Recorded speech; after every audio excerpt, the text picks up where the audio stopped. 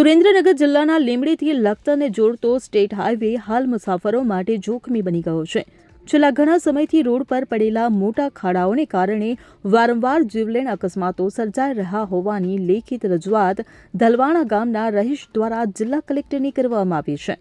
ત્યારે ખાડા બચાવવા જતા એક રિક્ષા ચાલકે જીવ ગુમાવ્યો હતો.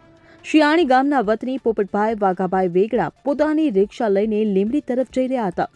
ત્યારે રામદેવ પીર મંદિર પાસે રોડ પર પડેલા મોટા ખાડાને બચાવવા જતા સામેથી આવતી અજાણી કારે તેમને અડફેટે લેતા તેમના માથાના ભાગે ગંભીર ઇજા થવાને કારણે સારવાર દરમિયાન તેમનું મોત નીપજ્યું હતું.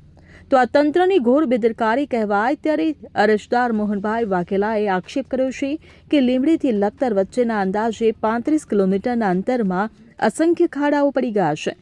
આ રોડ છેલ્લે વર્ષ 2013-14માં બનાવવામાં આવ્યો હતો. ત્યારબાદ યોગ્ય મરામત કરવામાં આવી નથી. સ્થાનિક પંચાયતના પ્રતિનિધિઓ દ્વારા માર્ગ અને મકાન વિભાગને વારંવાર ટેલિફોનિક જાણ કરવા છતાં હજુ સુધી કોઈ નક્કર કામગીરી કરવામાં નથી આવી. તો તાત્કાલિક ધોરણે આ માર્ગની રિપેરિંગ કામગીરી કરવામાં આવી તેવી માંગ કરવામાં આવી છે. જો વહેલી તકે આ ખાડાઓનું ડામરથી પુરાણ કરી રોડ ચાલવા લાયક બનાવવામાં નહીં આવે તો હજુ પણ વધુ નિર્દોષ લોકો અકાળે મોતના મુખમાં ધકેલાશે તેવી ભીતિ સેવાઈ રહી છે. ત્યારે હાલમાં તો આ મુદ્દે કલેક્ટર કચેરીમાં ન્યાયની અપીલ કરવામાં આવી છે. બ્યુરો રિપોર્ટ, ખબર ગુજરાત લાઈવ.